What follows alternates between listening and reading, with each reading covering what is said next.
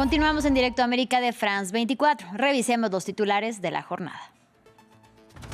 El Hospital Bautista de la Franja de Gaza confirma que 2 palestinos fueron asesinados por un dron israelí, mientras que Tel Aviv confirma que uno de los 4 cuerpos de los rehenes entregados por Hamás no coincide con la identidad de ninguno de ellos. En tanto, reabrirá el cruce egipcio de Rafah, por donde iniciará, pero con menor flujo, la entrada de ayuda humanitaria en la Franja de Gaza. En Moscú se reúnen el presidente Vladimir Putin y su par de facto de Siria, Ahmed al-Shara. Damasco pidió al Kremlin que entregue a Bashar al-Assad mientras se debate la situación de las bases rusas en la región. La Junta Militar de Madagascar tomó el poder tras más de 3 semanas de protestas. El nuevo líder militar anunció que estará en el poder por un periodo de transición de 2 años en los que se realizará un referéndum para crear una nueva constitución. Desde la clandestinidad, el presidente dice continuar en el poder.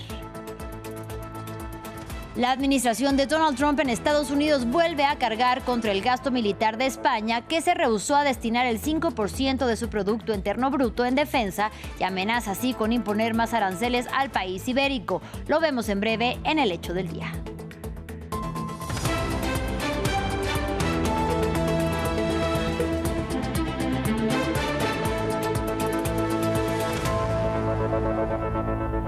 Iniciamos en Medio Oriente, donde un dron israelí asesinó a 2 palestinos, pese a que se rige un alto el fuego vigente en la Franja de Gaza desde el viernes. Mientras tanto, Tel Aviv confirma que uno de los 4 cuerpos de los rehenes entregados por Hamás el lunes no coincide con la identidad de ninguno de ellos. Y a su vez, el gobierno de Benjamín Netanyahu solo entregó 45 cuerpos de palestinos, aunque según el acuerdo deberían de haber sido 105. Este miércoles se espera la reapertura del cruce egipcio de Rafah, por donde iniciará, pero con menor flujo, la entrada de ayuda humanitaria al devastado enclave palestino. Aquí los detalles. Transcurre el 6º día de tregua entre Israel y Hamás, y lo que ocurre en el terreno dista de lo pactado. Según el plan, supuestamente para el fin de la guerra, unos 600 camiones con ayuda y suministros deberían entrar a la Franja de Gaza, algo que no está ocurriendo. El martes, Israel retrasó la escalada de operaciones de ayuda y los cruces fronterizos a Gaza estuvieron cerrados, debido a la lentitud por parte de Hamás en la entrega de los cuerpos de los rehenes. Pero este miércoles la entrega se reanudó, y según medios egipcios, los camiones entraron de nuevo al destruido territorio. Mientras la ayuda entra a cuentagotas, los palestinos hacen frente a una realidad sin muchas opciones. Si queremos comer, no hay dinero ni trabajo. Esto no es vida. Y hoy vuelven a hablar de retiradas, pero no se han retirado. Todo son mentiras. Cuando salimos nos disparan. Solo queremos provisiones para el invierno. Se acerca el frío y no hay nada, absolutamente nada. No tenemos a nadie más que a Dios. Israel reanudó la entrega luego de que Hamás entregara los cuerpos de quienes dijo eran 4 rehenes israelíes. Sin embargo, según el ejército de Israel, un cadáver no pertenece al grupo de fallecidos.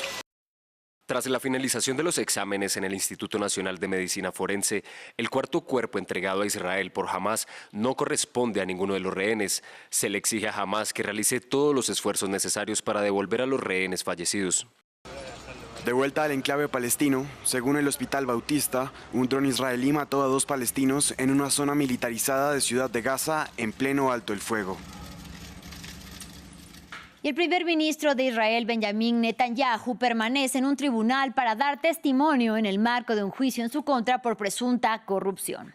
En las afueras del edificio se manifestaron tanto opositores al premier como los partidarios que defienden su inocencia. La audiencia está precedida por el pedido que le hizo el presidente estadounidense Donald Trump al mandatario israelí Isaac Herzog para que indulte al jefe de Estado durante su discurso en el Parlamento israelí el lunes. En otro orden de ideas, el Kremlin es escenario de un encuentro entre el presidente de Rusia, Vladimir Putin, y el líder de facto de Siria, Ahmed al-Shara. Ambos mandatarios acordaron el reinicio de las relaciones bilaterales y también hablaron sobre el futuro de las bases rusas en la nación árabe. Recordemos que actualmente hay 2 bases rusas militares en territorio sirio. Vamos para hablar al respecto con nuestra corresponsal en Líbano, Etel Bonet. Etel, muy buena tarde. Se trata de una visita histórica. Este puede ser quizá el inicio de la reanudación de las relaciones entre Rusia y Siria. ¿Y qué temas se trataron? Sí, buenas tardes. Bueno, en primer lugar, nunca se han roto en este caso las relaciones, en este caso tanto de Siria como de Rusia, a diferencia, ¿no?, que pasó con Irán en el momento después de la caída del régimen de Bashar al-Assad, pues sí que no hay ningún tipo de relación con Irán, ni relaciones diplomáticas, ni relaciones económicas, pero en cambio en el tema de Rusia, pues ellos siguieron manteniendo esas dos bases que has comentado antes, la de Tartus y la de Latakia, y ahora también se quiere incrementar pues la presencia de soldados rusos en lo que es la base aérea de Qamishli, y también se está buscando que formen parte pues de ese contingente en esa zona desmilitarizada que está al sur del país, en Quneitra, donde se encuentran los Altos del Golán. Es esa zona donde pues hemos visto, ¿no?, en los últimos meses que ha habido esas fricciones con Israel, y donde ha habido pues esos ataques por parte de Israel, incluso en la misma capital, en Damasco, que han sido un aviso pues por todas esas matanzas, ¿no?, que han habido de lo que son los drusos, que es una comunidad pues que tiene cierto amparo en este caso por parte de Israel. Dependiendo de este tema, en estas negociaciones que se están teniendo ahora, sobre todo son pues unas negociaciones a nivel militar, y también pues de volver a tener esas relaciones diplomáticas tanto los dos países, ya que Rusia necesita pues esas dos bases que tiene, ¿no?, esa salida al Mediterráneo que es tan importante, y que en este caso pues esa legitimidad, ¿no?, que también quiere tener el nuevo presidente de facto de Siria, pues que sea reconocido pues por todos los líderes mundiales. Es, como hemos dicho, pues un encuentro histórico y algo inimaginable, ¿no? También, pues hace 10 meses, por ejemplo, pues que se estuvieran dando la mano pues Putin con Ahmed al-Shara. Una de las cosas más importantes es, y lo que todo el mundo, ¿no?, pues en la prensa está muy pendiente, es que pues a pocos kilómetros del Kremlin precisamente pues está la familia al-Assad, que en este caso pues está no como asilo político porque en ningún momento fue reconocido, ¿no?, como asilo político, pero sí que tiene pues esa protección por parte de Rusia. Etel, dicho esto, el gobierno de facto liderado por Ahmed al-Shara pide a Rusia que le devuelva a Bashar al-Assad, a quien acogió Moscú, recordemos, tras su derrocamiento en diciembre pasado. Cuéntanos acerca de este pedido. Sí, pues precisamente este era uno de los puntos más importantes, ¿no?, de esta reunión, en la que se quería pedir la extraditación del expresidente sirio Bashar al-Assad y de su hermano Maher, y también pues de otros miembros y altos cargos, ¿no?, del gobierno que también están bajo la protección de Rusia.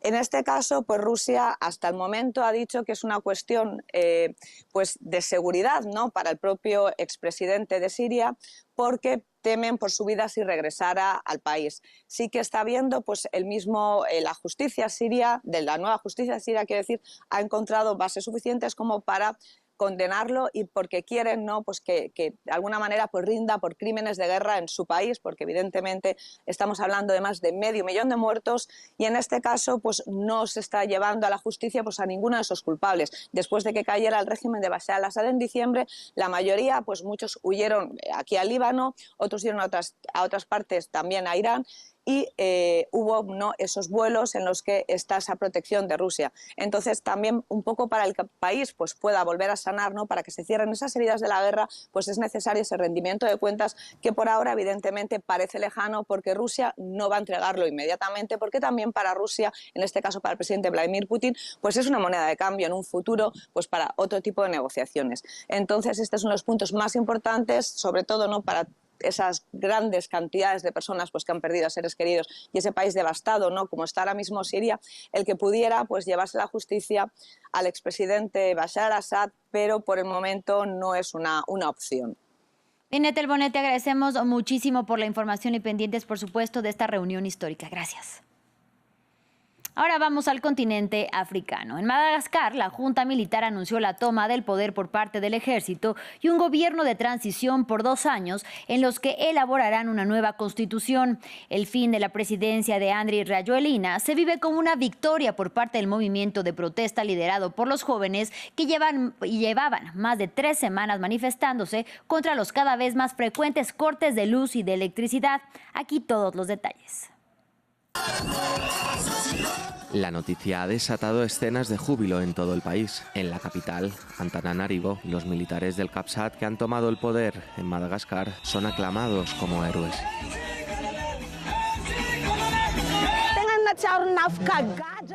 Es como si nos hubieran liberado de la cárcel. Sabemos muy bien todo el daño que ha hecho. Estoy realmente aliviada de que Rajoelina ya no esté en el poder. Estoy muy feliz, realmente muy feliz, como joven que vive aquí en Madagascar. Ahora somos libres, hemos conseguido la victoria. Una victoria para esta juventud que se manifiesta desde el 25 de septiembre, hartos de los repetidos cortes de agua y electricidad, pero también de la corrupción, las desigualdades y la falta de oportunidades profesionales en el país. Jóvenes movilizados por el colectivo Gen Z y a los que rápidamente se unieron funcionarios convocados a la huelga por varios sindicatos, antes de que la protesta se extendiera a todos los sectores profesionales. El movimiento se proclama pacifista, pero los enfrentamientos con la gendarmería han causado al menos 22 muertos y cientos de heridos, según las Naciones Unidas. Tenemos amigos heridos, amigos asfixiados, amigos que ahora están en el hospital, y cuando nos dispararon nos quedamos allí pacíficamente con nuestras pancartas porque sabemos que la ley permite manifestarse pacíficamente. Negándose a disparar contra la población, la unidad del Capsat se unió al movimiento de protesta este sábado, a la que rápidamente se sumaron la mayoría de las Fuerzas Armadas, incluida la Gendarmería, provocando la huida del presidente Rajoelina. Madagascar es uno de los países más pobres del planeta. El 80% de los malgaches vive con menos de 2,80 euros al día, el umbral de la pobreza fijado por el Banco Mundial.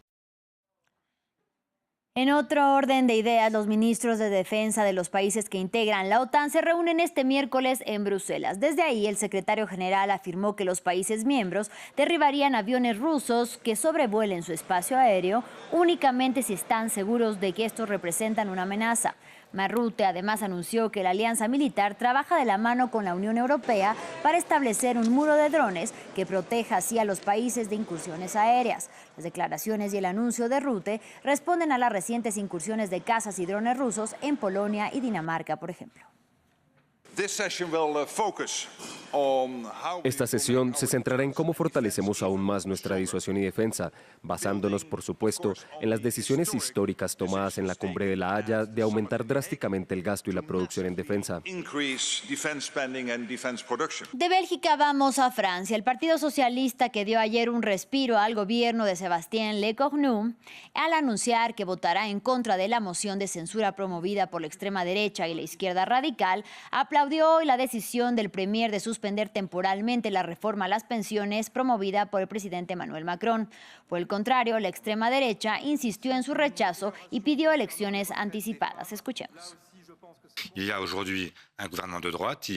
Hoy hay un gobierno de derechas y una oposición de izquierdas, pero hemos acordado empezar a trabajar en el presupuesto y hacerlo sin votar la censura mañana, por una sencilla razón. Necesitamos un presupuesto y tenemos la garantía de buena fe del primer ministro, ya que acordó suspender la reforma de las pensiones hasta el 1 de enero de 2028. Así que para entonces habremos celebrado elecciones presidenciales que determinarán el resultado final de la reforma de las pensiones. La realidad es que el Partido Socialista no quería presentar una moción de censura contra el gobierno, porque desde el Partido Socialista hasta los republicanos no quieren la disolución del Parlamento, no quieren la disolución de la Asamblea, no quieren volver a las elecciones, temen el juicio del pueblo francés. Así que todo vale, incluso anularse por completo, como ha hecho la derecha. Es momento del hecho del día. La administración de Donald Trump en Estados Unidos apunta contra España. Si no aumenta su gasto en defensa, aumentará sus aranceles a productos españoles. Y es que recordemos que el país ibérico es el único miembro de la OTAN que rechazó el compromiso de gastar el 5% de su PIB en defensa. ¿España cederá a las presiones? Para responder a esta pregunta vamos a Madrid con nuestra corresponsal Marina Colorado. Marina, muy buena tarde. Mientras se desarrolla la reunión de ministros de defensa en la OTAN en Bruselas, parte de la atención está puesta en España. En ese marco, ¿cómo afectan estas declaraciones del presidente de Estados Unidos?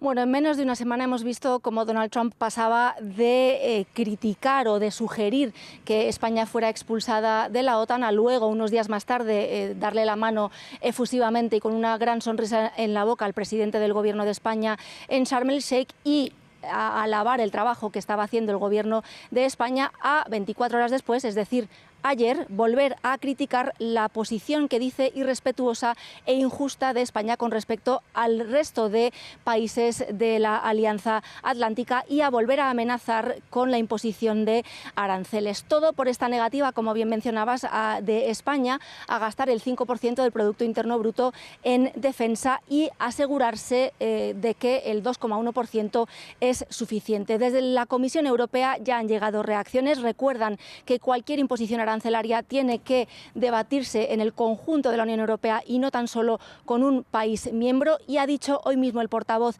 del Ejecutivo comunitario que cualquier medida tomada contra uno o más de sus Estados miembros será respondida de manera apropiada. Una salida para que esas amenazas arancelarias de Donald Trump contra España se lleguen a implementar sería poner aranceles sobre productos que afecten más a España que a otros países de la Unión Europea, como por ejemplo el aceite de oliva o aparatos y maquinaria o productos farmacéuticos que están en lo alto de la lista comercial entre Madrid y Washington DC. Los vaivenes de Trump con respecto a estos temas no preocupan demasiado al gobierno de España. De hecho, el presidente del gobierno, Pedro Sánchez, así como el ministro de Asuntos Exteriores, José Manuel Álvarez, aseguran que las relaciones con Estados Unidos son absolutamente normales, que el compromiso de España con la OTAN es total y que además el 2% acordado o al que se compromete España en ese gasto del PIB en defensa es o da respuesta a las capacidades que pide la Alianza Atlántica. Sin embargo, al finalizar esta reunión de ministros de defensa de la OTAN, la ministra española, Margarita Robles, mientras que ha reforzado la idea de que los aliados conocen el compromiso de España con la OTAN y que nadie lo pone en duda, sí ha dicho que ese compromiso del 5% acordado en junio de este año es para el año 2035 y que quién sabe, ni siquiera España, qué pasará de aquí a 10 años, pero que por ahora el compromiso al que va a llegar España sigue siendo ese 2,1% acordado o sugerido en junio en La Haya. Marina, y en otros temas, España encabeza hoy manifestaciones que se esperan sean multitudinarias, como ocurrió en el caso de Italia, y esto en apoyo a los palestinos y por consiguiente en contra de la ofensiva israelí, de cómo se ha manejado todo este proceso tras más de 2 años de guerra y un alto el fuego vigente desde el viernes. Cuéntanos, por favor. Sí, la sociedad española vuelve a salir a las calles para seguir presionando a los gobernantes y exigir a los países garantes de ese alto el fuego que se cumpla y también que se respeten los derechos humanos de los palestinos tanto en Gaza como fuera del enclave. Los paros estaban convocados desde antes de que se firmara ese alto el fuego en Sharm el Sheikh. Sin embargo, se han mantenido pese a esa aprobación de embargo de armas con Israel aprobado o votado por el Congreso de España el pasado 8 de octubre y a pesar de esta firma, como digo, de alto el fuego en Egipto. Los sindicatos mayoritarios alegan que la paz no puede ser considerada duradera si excluye al pueblo palestino y si se perpetúa la ocupación, refiriéndose a la presencia continua todavía de Israel en Gaza, así como a la presencia de Israel y de los colonos israelíes en territorios de Cisjordania, o también aseguran si se ignoran las resoluciones de Naciones Unidas y recuerdan que Israel ya ha desobedecido en otras ocasiones altos el fuego o otros acuerdos alcanzados. Los sindicatos de estudiantes españoles también han salido a las calles, han sido protestas bastante multitudinarias y piden que los responsables del genocidio sí respondan frente a las entidades internacionales como por ejemplo el Tribunal Internacional de Justicia o la Corte Penal Internacional. Y también siguen pidiendo el cese de relaciones totales, tanto diplomáticas, culturales y comerciales, con Israel. Recuerdan que la movilización social ha funcionado para meter presión a los gobiernos para llegar a este acuerdo en fases de alto el fuego en Gaza y que por lo tanto vale la pena seguir en las calles protestando. El seguimiento ha sido moderado hasta ahora con bastante afluencia de personas tanto en ciudades como Barcelona o como Madrid y hay nuevas manifestaciones que se prevén bastante multitudinarias en ciudades como Madrid o Barcelona esta tarde. Marina Colorado, te agradecemos muchísimo por este reporte y pendientes de esta marcha que se desarrollará hoy en distintas ciudades del país. Ahora sí, los dejamos con Medio Ambiente, que ya viene María Clara Calle. Gracias por su compañía.